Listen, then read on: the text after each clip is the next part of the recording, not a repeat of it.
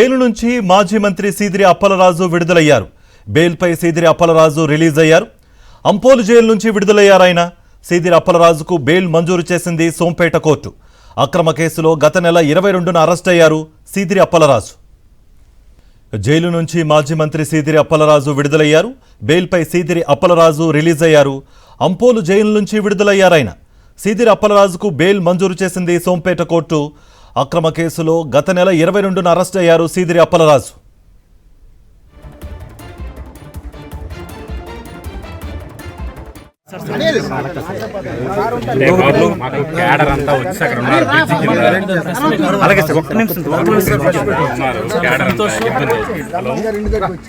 చెప్పండి సార్.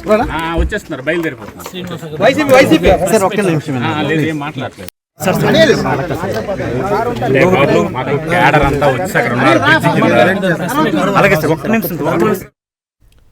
ఇదే అంశానికి సంబంధించి మరింత సమాచారం మా ప్రతినిధి సునీల్ అందిస్తారు. సునీల్, ఆల్రెడీ విజువల్లో చూస్తున్నాం సీదిరి అప్పలరాజు కొంచెం నీరసంగా కనిపిస్తున్నట్టుగా కూడా తెలుస్తోంది. అపార్ట్ ఫ్రమ్ దాట్ మీ దగ్గర ఎటువంటి సమాచారం ఉంది? 23 రోజులు జైలు జీవితం తర్వాత మాజీ మంత్రి సీదిరి అప్పలరాజు ఎట్టకేలకు జైలు నుంచి బయటకు వచ్చారు. సోంపేట కోర్టు బెయిల్ మంజూరు చేయడంతో ఇన్నాళ్ళు జైలు గోడల మధ్య ఉన్న మాజీ మంత్రి అప్పలరాజు ఇప్పుడు స్వేచ్ఛగా బయటకు వచ్చిన విజువల్స్ మనకి కనిపిస్తుంది. అయితే ప్రధానంగా ఈ రోడ్డు ప్రమాదం కేసులో మాజీ మంత్రి సీదిరి అప్పలరాజును అక్రమంగా అరెస్ట్ చేసి పోలీసులు జైలుకి పంపించారు. ఈ నేపథ్యంలో అప్పలరాజుకు న్యాయస్థానం ఎట్టకేలకు బెయిల్ మంజూరు చేసింది. దీంతో జైలు నుంచి మాజీ మంత్రి అప్పలరాజు బయటకు వచ్చారు. మరికొద్దిసేపట్లో ఆయన మీడియా సమావేశం కూడా నిర్వహించనున్నారు. ఈ నేపథ్యంలో అప్పలరాజు మీడియా సమావేశంపై కార్యకర్తల్లోనూ దాంతోపాటు పార్టీ శ్రేణుల్లోనూ రాజకీయంగా కూడా ఉత్కంఠ నెలకొన్న పరిస్థితి నెలకొంది. అయితే సునీల్ అందుబాటులో ఉండండి, మళ్ళీ మీ దగ్గరికి కాంటాక్ట్ చేసే ప్రయత్నం చేస్తాం. సునీల్, పనిచేస్తాయని చెప్పడానికి ఇది నిదర్శనం. చూసుకోవచ్చు, గత నెల రోజుల్లో ఏ రోజు కూడా ఎక్కడ కూడా రాజ్యాంగానికి విరుద్ధంగానూ నాన్ కాన్స్టిట్యూషనల్ గాను మా ప్రవర్తనలో కానీ మా యాక్షన్స్ లో కానీ ఎక్కడ మీకు తేడా ఉండదు. ఈ కష్ట సమయంలో నిజంగా నేనైతే మాత్రం మా నాయకుడు జగన్మోహన్ రెడ్డి గారికి ప్రత్యేకంగా నేనైతే కృతజ్ఞతలు చెప్పదలుచుకున్నాను.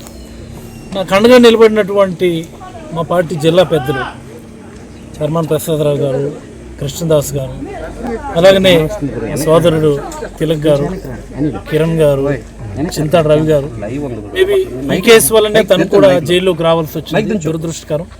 ఎక్కువగా పనిచేస్తాయని చెప్పడానికి ఇది నిదర్శనం.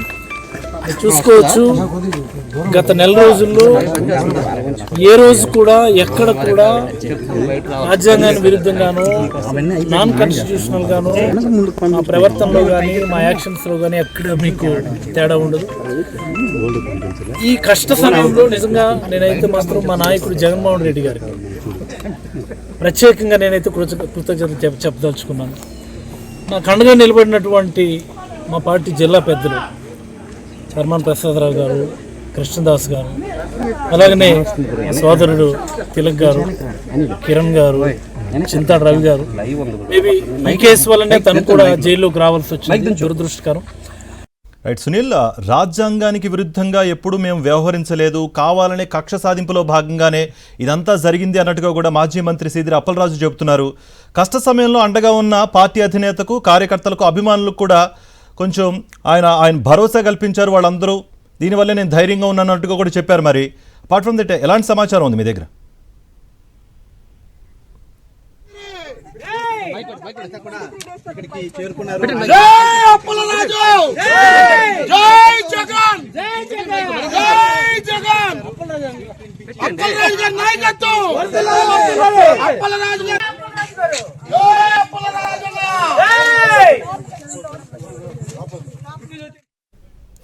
అయితే జైలు నుంచి మాజీ మంత్రి సీదిరి అప్పలరాజు విడుదలయ్యారు. బెయిల్పై సీదిరి అప్పలరాజు ప్రెజెంట్ రిలీజ్ అయిన విజువల్స్ అని ఇప్పుడు మనం స్క్రీన్ పైన చూస్తున్నాం.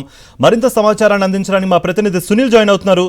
సునీల్, సీదిరి అప్పలరాజు ఒకటే చెప్తున్నారు, రాజ్యాంగానికి విరుద్ధంగా ఎప్పుడూ నేను వ్యవహరించలేదు, మా కుటుంబం వ్యవహరించలేదు అన్నట్టు ఆయన చెప్తున్నారు. కావాలనే తమపై కక్షగట్టారు అన్నట్టుగా కూడా ఆయన మాట్లాడారు. మరి ఎటువంటి సమాచారం ఉంది మీ దగ్గర?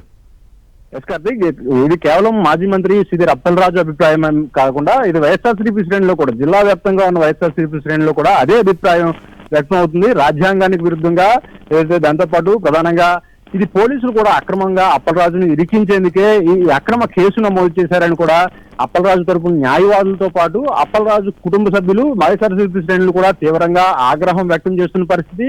పోలీసులు ప్రధానంగా పోలీసులు తీరును కూడా తప్పుపడుతున్న పరిస్థితి. అయితే రాజ్యాంగానికి ఏదైతే ఒక కేవలం యాక్సిడెంట్ రోడ్డు ప్రమాదం కేసుని హత్య కేసుగా మార్చి దాంతో పాటు అక్కడ ఏదైతే ఆ ప్రమాదానికి గానీ ఆ సిచ్యువేషన్ గానీ సంబంధం లేని అప్పలరాజును కూడా తీసుకొచ్చి ఆ కేసులో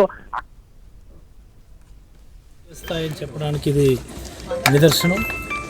చూసుకోవచ్చు, గత నెల రోజుల్లో ఏ రోజు కూడా ఎక్కడ కూడా రాజ్యాంగానికి విరుద్ధంగానో నాన్ కాన్స్టిట్యూషనల్ గానో మా ప్రవర్తనలో కానీ మా యాక్షన్స్ లో కానీ ఎక్కడ మీకు తేడా ఉండదు. ఈ కష్ట సమయంలో నిజంగా నేనైతే మాత్రం మా నాయకుడు జగన్మోహన్ రెడ్డి గారికి ప్రత్యేకంగా నేనైతే కృతజ్ఞతలు చెప్పదలుచుకున్నాను. నా కండగా నిలబడినటువంటి మా పార్టీ జిల్లా పెద్దలు చర్మన్ ప్రసాదరావు గారు, కృష్ణదాస్ గారు, అలాగనే సోదరుడు తిలక్ గారు, కిరణ్ గారు, చింతాడు రవి గారు, మేబీ ఈ కేసు వల్లనే తను కూడా జైల్లోకి రావాల్సి వచ్చింది, దురదృష్టకరం.